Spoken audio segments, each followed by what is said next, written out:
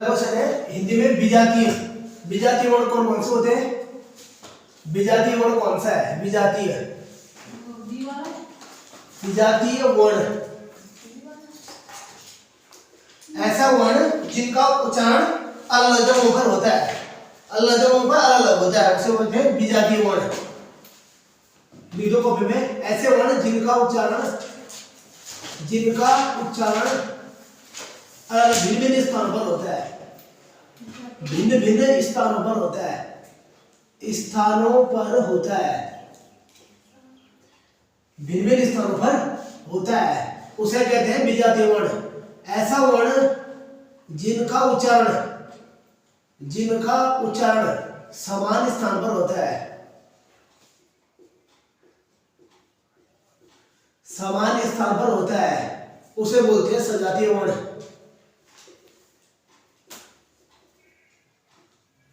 ऐसा वर्ण जिनका उच्चारण भिन्न स्थानों पर उच्चारण स्थानों पर होता है, भिन्न स्थानों से उच्चारित होता है, जिनका उच्चारण भिन्न स्थानों से उच्चारित होता है, से उच्चारित होता है, से उच्चारण से होगा, से उच्चारित होता है, स्थानों से उच्चारित होता है।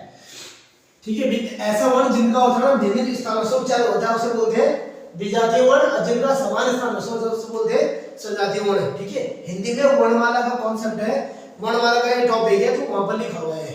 ठीक है, सजातीय विजातीय तुम्हें वहां पर मिल जाएंगे। ठीक है, अब जैसे हमारे पास ऑप्शन दिया है, ऑप्शन के आधार पर देखो, जैसे कि मान लो जिनका उच्चारण भिन्न स्थानों से होता है, कहने का मतलब मान लो तुम्हें ऑप्शन ए मिला है और वहां पर 3 वर्ण लिखे हुए हैं, ये डैश करके 3 वर्ण लिखे हैं या डैश करके 4 वर्ण लिखे हैं। हम इन ऑप्शन को देखकर ये कैसे पता लगाएंगे कि ये सजातीय है कि विजातीय है? तो देखो, जैसे मान लो हमारे पास 3 या 4 ऑप्शन है, तो तीनों चारों जो भी वर्ण लिखे होंगे उन सबका वर्ण एक ही से उच्चारण होना चाहिए। जैसे मान लो अगर पहला वाला लिखा है ऑप्शन ए तो वो मूर्धन्य से होना चाहिए, ऐसे नहीं कि मूर्धन्य भी आ रहा है और कंठ भी आ रहा है। मतलब ये जिनका उच्चारण समान स्थान से उच्चारित होता है। 3 ऑप्शन है, मतलब पहला ऑप्शन में 3 वर्ण है तो तीनों का उच्चारण एक ही स्थान से होना चाहिए, समान स्थान मतलब एक ही स्थान। अगर वो प वर्ग में आ रहा है तो तीनों प वर्ग में आना चाहिए। इसी आधार पर तुम्हारे पास ऑप्शन नंबर 1 दे रखा अ आ क, क्या है ये? चलो बताओ, अ आ क, अ आ क, इन तीनों का उच्चारण क्या एक ही से है या अलग से? कंठ से। ध्यान रखना, वैसे कंठ वर्ग शुरू होता है क से, क छोटा होता है क ख ग, लेकिन तुम देखोगे अ आ नहीं आ रहा, लेकिन अ आ भी कंठ में आता है छोटा सा। ठीक है, तो पहले वाले को लिखो कंठ, दूसरा में लिखा है छ छ ज, तुम्हें पता है तालु के, बस में ज आपस में चेंज कर रखा। सेकंड वाला हो गया तालु, यानी देखो, यानी ये दोनों ऑप्शन ए और ऑप्शन बी क्या हो गया? सजातीय हो गया, विजातीय हो गया? सजातीय हो गया। ऑप्शन सी में दिया है प फ उ और ए, प फ उ और ए, बताओ प फ उ छोटा है बड़ा है? बड़ा है। चलो बताओ प फ उ और ए, इस ऑप्शन में देखो जरा, देखो पर फ और उ ये तीनों आते हैं ओष्ठ से। अगर प्रोनाउंसिएशन करोगे मुंह से बोलोगे भी तो ओठ से निकल रहा है।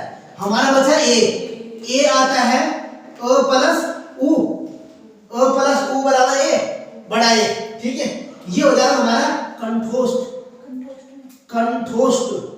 कंठोष्ठ वर्ण में आ जाएगा, कंठोष्ठ, ये कंठोष्ठ वर्ण आ जाएगा।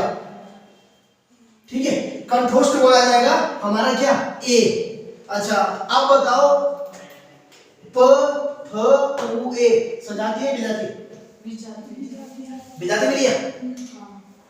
विजातीय कैसे मिला?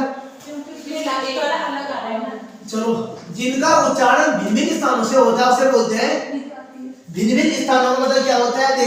भिन्न स्थानों से उच्चारित होता क्या होता है? अगर वो मान लो दंत से भी हो रहा है तो कंठ से भी हो रहा है, अगर वो कंठ से भी हो रहा है तो उष्ण से भी हो रहा है, उसे क्या बोलते हैं? विजातीय। जिनका उच्चारण भिन्न स्थानों से होता है उसे क्या बोलते हैं? विजातीय। अब देखो, जैसे यहाँ पर क्या है यहाँ पर कंठोष्ठ है, यानी कंठ भी आ रहा और उष्ण भी आ रहा। अच्छा अब देखो एक चीज और देखो, मैं लिख दूं पहले कंठोष्ठ, चलो कंठोष्ठ प्लस उष्ण, उष्ण, ठीक है। अच्छा कंठ धन ओष्ठ, कंठोष्ठ ओष्ठ, ऊंट ऊंट ऊंट, कंठ धन होंठ से मिलाया उसे बोलते हैं कंठोष्ठ, ठीक है। अब देखो प भ ब इस सीरीज में है, इसमें ओष्ठ में है ना, यानी प भ ब ओष्ठ में भी आ रहा, ये ए ओष्ठ में भी आ रहा और कंठ में भी आ रहा, कहां पर होंगे? अभी भारतीय जाति है ना इसमें आप विजाति में तुम इसे तब रखोगे जब हमारे पास प फ उ में से कोई और देते, क ख ग देता, तब तुम इसे विजाति में रखते। बताओ कैसे? अब बताओ कैसे? जैसे मान लो तुम्हारा प फ और उ आ रहा है ना, तुम्हारे पास ये तीन वर्ण आए, मैंने क्या बोला, अगर मान लो तुमने यहाँ पर क वर्ग दे रखा, मान लो क से तो नहीं कंठ है ना, तालव्य तो थ दो मान लो दिया है, तो वर्ग दिया है, तो देखो ये हो गया कंठ ओष्ठ, गले से भी और ओठ से भी। अच्छा यानी एक आ गया गला धन ओष्ठ, और ये कहां से निकल रहा है? इनका तो वर्ग कहां से निकल रहा है? तालव्य से। अब इसको कैसे रखोगे? इसको विजाति रखोगे या इस वाले को विजाति रखोगे? दोबारा बताना है, समझ में आया? दोबारा देखो, चलो यहां पर लिखा हुआ है, देखो जैसे हमें दिया है प फ छोटी हुई है और बड़ा है, ये तो है हमारे क्या ओष्ठ, ये हमारे है कंठ प्लस ओष्ठ, ठीक है। इसका मतलब ये ए इधर भी शिफ्ट हो सकता है और ये इधर भी शिफ्ट हो सकता है, यानी ए को इधर भी रख सकते हैं, ए को इधर भी रख सकते हैं। अच्छा मैंने कहा मान लो तो थ द और ए आए, तो आप इसको कहां रखोगे? तुम बताओगे ये क्या है? ये तीनों क्या है? तालव्य, तालव्य है, और ये क्या है? कंठ धन ओष्ठ है।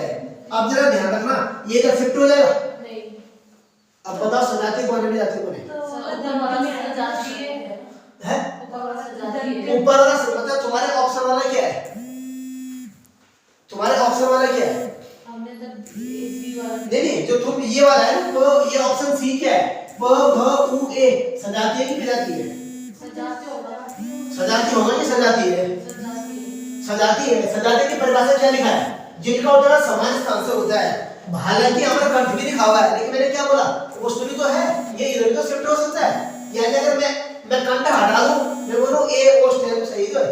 हालांकि कंठ ओष्ठ है, कंठ धन ओष्ठ, यानी थोड़ी बहुत आवाज होंठ से भी आ रही है, एक ही होंठ से होंठ का ही प्रयोग हो रहा है, तो यानी ये तो 100% हो गया, ये क्या है? सजाती है, ठीक है, सजाती है।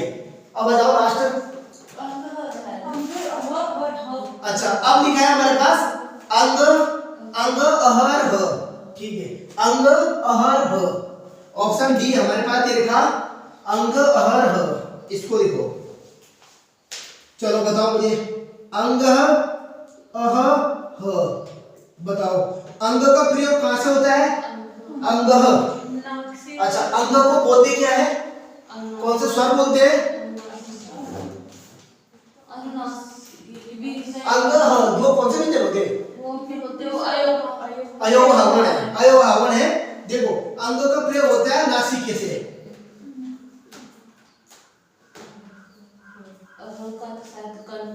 अब इसका बताओ कहां पर है?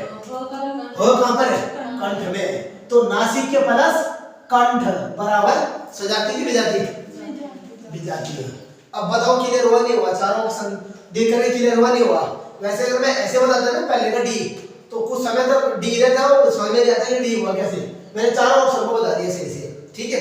सजाती विजाती किसे बोलते हैं? जिनका उच्चारण भिन्न स्थानों से उच्चारित होता है उसे बोलेंगे विजातीय, और सजातीय और विजातीय जिनका उच्चारण समान स्थान से बोलते हैं सजातीय वर्ण। हो गया क्लियर? इतना लिख दिया, नोट हो गया इतना, ठीक है। सेकंड क्वेश्चन है आदिकाल का कवि कौन नहीं है? आदिकाल का कवि कौन नहीं है?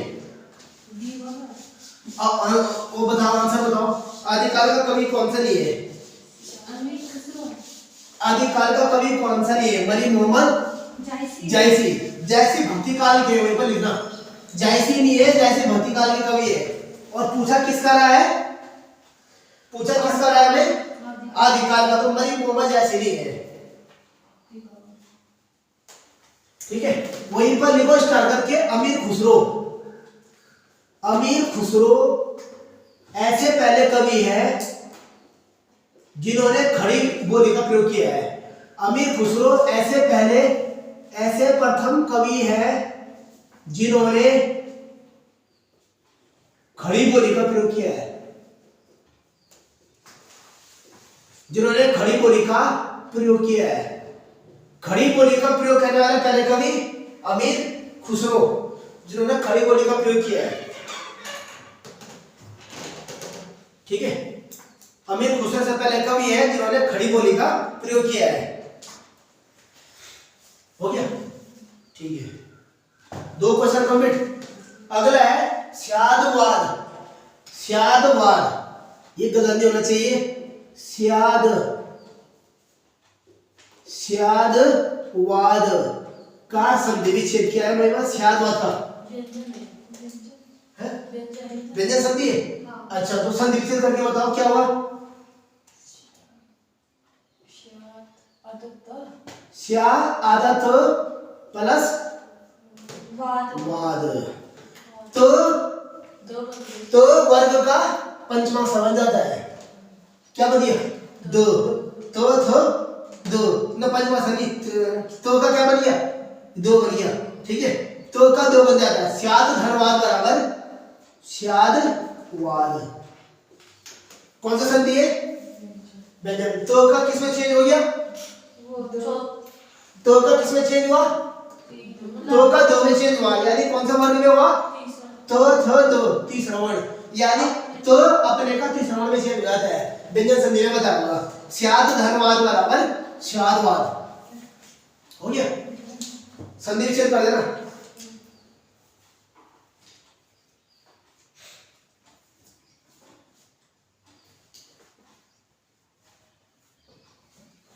हो गया, चलो अगला अप्रत्याशित।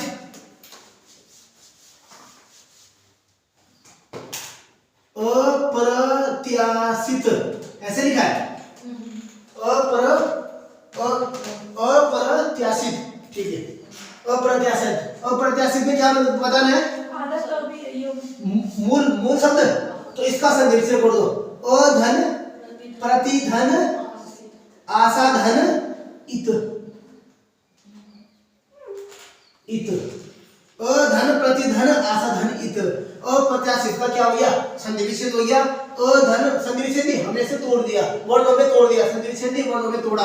वर्णों में तोड़ने की जरूरत क्यों पड़ी, क्योंकि यहाँ से अगर हम उपसर्ग प्रत्यय को अलग कर देंगे तो बन जाएगा, क्या बन जाएगा, मूल शब्द। मूल शब्द किन को बोलते हैं, वे शब्द मतलब जिनको बनाने में दूसरे शब्दों की जरूरत नहीं पड़ती, या वे शब्द जिनका सार्थक खंड नहीं होता, उसे क्या बोलते हैं, मूल शब्द कहते हैं। मूल शब्द वे शब्द होते हैं जिनका सार्थक खंड नहीं हो पाता। बताओ जरा मूल शब्द क्या दिख रहा,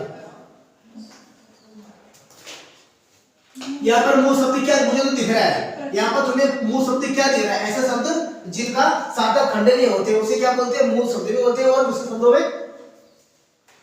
रूढ़ बोलते हैं, क्या बोलते हैं, रूढ़ शब्द, जिनका सार्थक खंड नहीं होता। ठीक है, या जिनको बनाने में दूसरे शब्दों की जरूरत नहीं पड़ती, जिनको बनाने के लिए दूसरे शब्दों की जरूरत नहीं पड़ती, उसे बोलते हैं मूल शब्द। यानी यहाँ से अगर हम उपसर्ग प्रत्यय अलग कर लेंगे तो जो बीच का बच जाएगा उसे हम क्या कर देंगे, मूल शब्द बना देंगे। रही बात अधन प्रत्यय, बताओ क्या है, उपसर्ग है प्रत्यय, उपसर्ग पक्का, प्रतिधन एक बराबर प्रत्यय। अधन, अधन उसे बनाओ कोई, ये हो गया उपसर्ग। अधन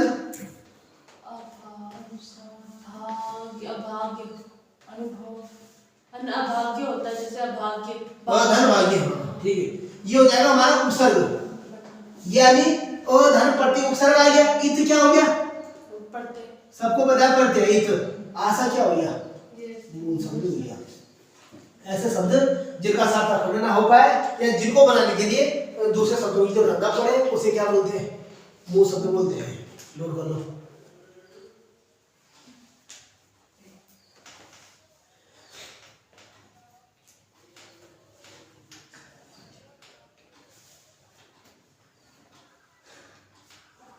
हो गया? ठीक है। अगला क्वेश्चन दिया है, विनय पत्रिका में किस रस की प्रधानता है? विनय पत्रिका में किस प्रकार की रस की प्रधानता है? विनय पत्रिका में किस रस की प्रधानता है? विनय पत्रिका शांत रस।